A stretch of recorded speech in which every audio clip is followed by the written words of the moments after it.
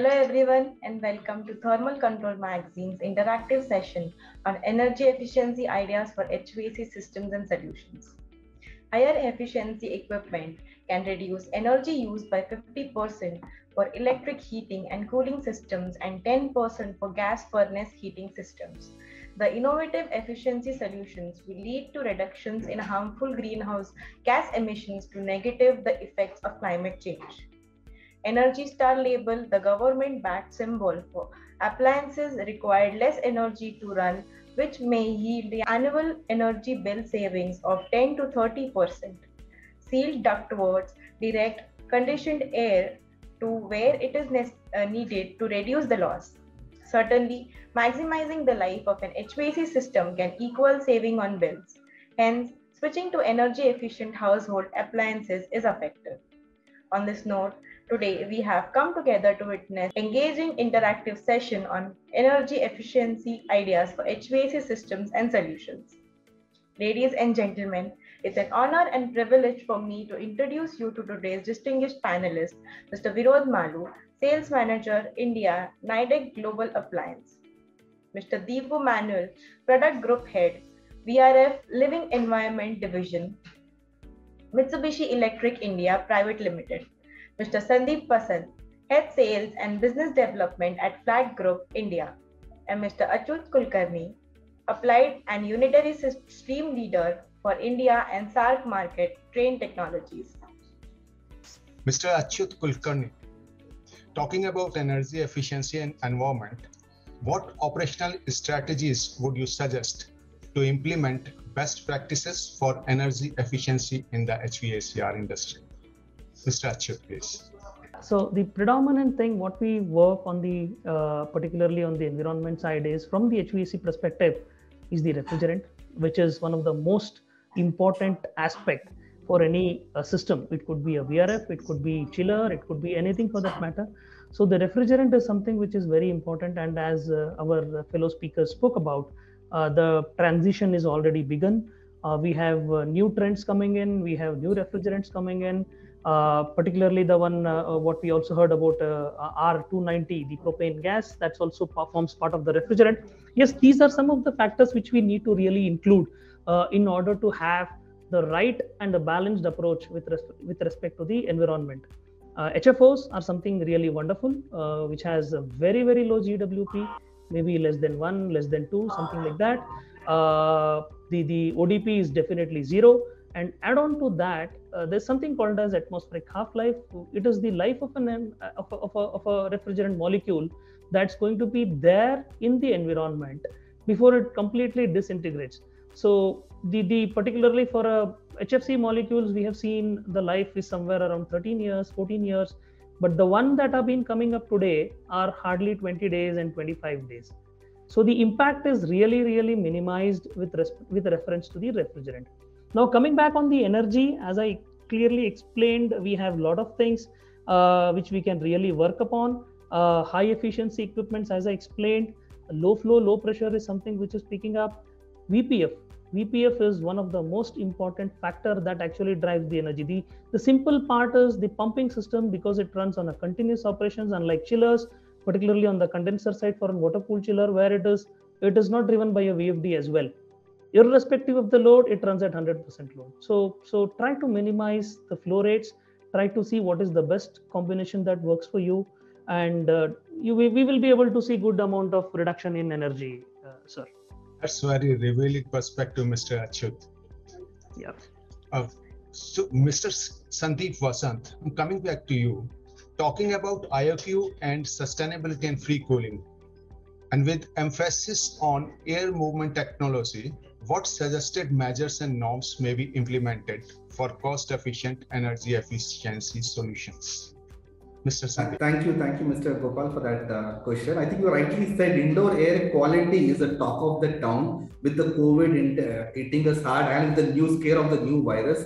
I think free cooling is the best bet in terms of getting the fresh air. But of course, you have the dust and the containments from the free cooling. What are the measures? Again, we go back to basics. A, we refer back to the ASHRAE norms. There is a ISHRAE COVID guidelines which clearly talks about what are the fresh air, what is the temperature, humidity. ASHRAE 52.62, 90.90:1 talks about the efficiency of the chiller, talks about filtration. So there's a detailed document, and these documents are there on the website. Anyone could kind of download. These are the documents which talk specifically on HVAC. So one has to kind of refer back to these documents and see what are the filtration, what are the best air CFM per person in a building, be it the commercial building and data center. There is again a norms for ASHRAE 2011, 2015 and the technical committee of 9 point. So various documents one needs to refer while you design. It cannot be kind of a thumb rule design, which I don't recommend, being a mechanical engineer, and I'm sure all of us are engineer and well versed. We need to refer back. So with that, I would request everyone to refer back and then design the best system. Hope I answered to the question, Mr. Gopal. Yeah, certainly. That makes very sensible to know about indoor air quality importance in our life. And Mr. Vinod Malu, do you think mixed use of different GWP refrigerants for commercial systems in malls and supermarkets can be best idea for energy efficiency? Mr. Vinod. Yes, thank you. Basically, what happens like low GWP R290 has several advantages that we have seen in compared to 404 and 134A. So for commercial applications, till say till limit say for 2 HP or 3 HP, this is R290 is a perfect solution, because R290 has one disadvantage, that is it's highly inflammable. So what happens like till now 150 you cannot charge more than 150 grams in a refrigeration system. Now recently there was a amendment to that limit of charge that has been increased to 500 grams. So that is a 500 grams you can charge in a system. So till that you can achieve say 2 HP, 3 HP sort of power or sort of capacity. So till that you can definitely use R290. Mr. Vinod, you rightly pointed out about the usage of the same, but one of the delegate also asked a question that it's about small spaces like 400 to 500 square feet place. What kind of HVAC system you suggest for efficient operation and how it can be made more affordable? Yes, a good question. Thank you for that. Basically, till 500 square feet, we recommend say our say 1500 watt compressor in R290. We have got R290 and it gives almost 30% more energy efficient than 404A or 134A. So that is a one advantage, and it consumes very less refrigerant charge, almost 30% less. So we highly recommend you can go for a condensing unit of R290 of say 1500 watt and to for a say 500 cubic feet cold room. Coming to Mr. Deepu Manwar, you rightly said fresh air is needed for a healthy environment, as pandemic taught us. Besides VRF system benefits and energy recovery ventilators, lossless system you were talking about, what according to you may be the innovative solutions for HVAC systems to achieve energy efficiency? Mr. Deepu, please. Innovative system is a combination of various systems. Like one, we are taking care of the air conditioning side, then the system which will take care of the fresh air side, and both these systems communicate each other. So a standalone independent systems may not or will not achieve the efficiency which is required. So we need a system which will be communicating with the various other systems which are connected to that. So overall, a connected system can give a much more efficiency into that. Yeah. So that is the option of looking into having a better efficient system. Go for a more smarter systems. Yeah, you spoke about the smarter systems, and definitely digitalization is not going to leave HVAC sector alone. It is definitely going to impact, and more smarter systems are expected in the market. But how we are going to integrate the same with the existing systems? Probably, most of the people or market already have a lot of systems which are not smart or not communicating each other. What do you think? And different OEMs even. So for an integrator, definitely it's a challenge. How do you see that? What you have told is the biggest pain point today for any end user for integrating various systems into one platform and communicating each other. So till now, there is no common protocol which is affordable for a user. I mean, if you are in a larger scale, it may be still possible, but in an affordable medium scale, it is not there. So that may be a challenge which has to be addressed, but it's like when it will come, nobody knows. Every OEM is protecting their protocols and try to create a ecosystem with that protocols in picture. But client is looking for an option which he can choose various OEMs to communicate each other. So maybe we can look for a day. It's like Wi-Fi. You can connect to any Wi-Fi through a password. Maybe some kind of standardization may happen in future, where various sensors and various controllers will communicate with various devices, which is actually delivering the thing. Till that time, it's a wish list only. There is no timeline which we can put. From an OEM point of view, from an industry person point of view, there is no visibility in sight as of now. Okay, I got that. Mr. Deepu, thank you so much for igniting actually this conversation. Mr. Achyut, what is your view on this?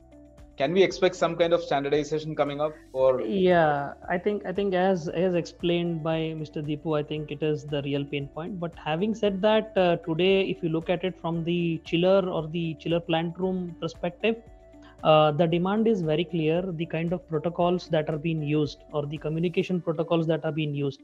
Earlier, a lot of these protocols were proprietary protocols where the OEM has to be there for any kind of a communication or any kind of a retrofit. But now it is not the case. BACnet and ASHRAE BACnet protocols, these are all universally allowed protocol wherein there is no OEM interference into it. So slowly the things are changing, and I'm pretty sure that that's going to happen. But having said that, like I would like to highlight a case here wherein the OEMs themselves are doing a lot of activities, like say, for example, for Trane, where we have supplied a chiller in Chennai almost 10 years, 11 years back, and the performance was not up to mark, and the customer came to us, and then we actually went ahead and did a lot of exercise on that chiller. We did a retrofit on that chiller in terms of not a very high kind of an investment, with a very medium investment. We bought the efficiency of that particular unit to an upgraded level. So I think a lot of those options are available today in the market, wherein people have to approach the particular OEM and then give their consent on it. And definitely, yes, there are ways of improvement coming in going forward. Mr. Prasad. Thank you, Mr. Achyut. Mr. Sandeep, how do you see this? Yeah, as kind of both the speaker kind of rightly pointed out, there are controls which are specific to the OEM. But as I talk, in fact, we had a couple of projects where we had to control the different OEM. But with BMS and the control is a big subject and a niche subject to talk. With a lot of permutation combinations can be done. But I think the way forward, we have a challenge in hand. But I think in the times to come and in the future generation, I think that gap should be fulfilled. I think we should have a kind of a common platform or a common controller which can kind of talk to everyone. But I think today, as we talk, I don't see that. But I'm sure all of us could design it in the times to come. But yeah, there are solutions which we have seen. We have done a couple of projects in India and outside India, where we have installed a third-party controller and which is talking to different unit. But again, not the right solution. It can do an on-off, but not as it cannot get into the controlling kind of sequencing and monitoring and all that. So I think, yeah, let's hope for the best. Yeah, but this is good to hear that there is always a way out. Mr. Vinod, we hardly touched on an aspect of maintenance today. So when it comes to maintenance of this system, especially, most of the AMCs are going to unorganized sector, and standalone contractors or standalone technicians are taking up the AMCs, and usage of, say, substandard or low quality refrigerants, again, because consumers may not be so well aware about it. They definitely consider the cost factor when it comes to the usage of refrigerants. How do you see it as a challenge for HVAC from especially efficiency point of view? Yeah, that's a good point, because to change the mindset of a technician, you needed a lot of as an industry, we need to do a lot of things, because what is happening, if some compressor goes faulty, then the technician goes and whatever available is there, he will try to replace that. And there's a so as an industry, we need to train them to have a good practices, how to evacuate this type of 1348, 4048 not into the environment, directly into the environment. And also, if you see, the government is coming out with a lot of for the and that is also force from the government, to have a usage of R290 in a deep freezers, because earlier it was not there. You are aware, like star labeling for refrigerator started say 4 to 5 years back, from 2015, 2016, and then on it has taken off. So similarly for R290, we need certain regular guidance, regularity push. And also we need to develop a right ecosystem, so where technicians themselves will replace a 1348 with R290 or with any low GWP refrigerant compressor. So that's how we need to push the environment, and it is quite challenging, say, and I believe, say, in next 2 to 3 years, at least in deep freezer, that is ice cream freezers segment, you will find a lot of R290 compressors, because all the OEMs like Blue Star, Western, Voltas, they are shifting to 1348 to R290. So there is a bigger push from OEM, bigger push from government. So all the systems are working towards changing over to R290. So you will see definitely in going forward, we will have a lot of ecosystem for having a low GWP refrigerant usage. Thank you so much clarifying that. Mr. Deepu, when I'm coming to you, even Mr. Rajiv, one of our delegates, was also saying we need more clarity on VRV systems. And one question which came along with that, implementation of UBGA filters in VRV systems in HVAC, is it really happening? I mean, how far we are ahead of this? Also, Mr. Rajiv was asking, is R920 recommended for -35, or currently they are using 404? So how do you comment to this? Regarding the usage of filters, and UV lamps, that's a client choice they can use, because it's an external fitting which can be added into the units. But from an OEM point of view, we are not supplying the UV lights along with the indoor units. That is not a part of it. So it's a additional fitting which is the choice of the client. How far it has been adopted is cannot be commented on an overall market size. From our own equipment's point of view, whatever we sold or our direct, it is very less. Even though initially there was a good push when the COVID started, but later it fizzled out. It has not lived to the expectation. But that is not an indication of the efficiency of the filters or anything. I'm just talking from the perspective of the filter lamps added into our machines, because customers normally come for us for the permissions. That's from my side. I think for the refrigeration side, can answer, Mr. Vinay. Surely. Thank you so much, Mr. Deepu, for addressing that question. Mr. Achyut, again, I'm coming back to you in your submission. You mentioned good design and smart operation is essential for energy efficiency. And when we talk about good design, how do you see the design challenges in HVAC projects? Yeah, I think good question again, because we see a lot of design challenges coming in. A lot of things happen particularly when somebody is designing for an HVAC system, because there is always an internal fight between the architect. He says he wants to have a better aesthetics. He says he doesn't want to see the cooling tower on the top of it, on the building. So a lot of things come into this, and it is actually a collaboration that is required in terms of the complete team that is working on the particular building. Coming back on the prospect of the chillers, yes, today the things have been changed. A lot of new designs are being accepted. There are a lot of people, a lot of customers, consultants do reach the OEMs well in advance just to understand what is happening, the new trends that is being launched, because it's very difficult to follow each and every update on a specific portal unless and until they subscribe to Thermal Control Business Update. So it is very difficult for a lot of people to follow what exactly is going around. And the OEMs are in touch with a lot of people in order to bring a lot of good design changes. So we see a good progress right now, and particularly on the design, on the product perspective or on the refrigerant perspective, good amount of advertisement is already being done, and government also is pushing a lot of things. And India Cooling Action Plan is one of the most key document that is being made available to all the people, which will definitely help people to understand more and the trends that are coming up in coming years, Mr. Prasad. Thank you. Thank you. Also, when we mention about smart operation, maintenance is essential. And this question is to everybody from your organization, what kind of efforts are happening in terms of training the technicians outside or, upgrading the technicians outside? Can somebody answer? I mean, Mr. Dipu, Sandeep, Mr. Sandeep, Mr. Vinod. This question is open to everyone. Yes, basically, as a NIDAC Global, as a Embreco compressor manufacturer, we do organize a lot of seminars, for technicians only yearly wise. Because of the COVID only, we could not organize for the last 1.5 years. But every year we organize and we do impart a lot of training to the technician.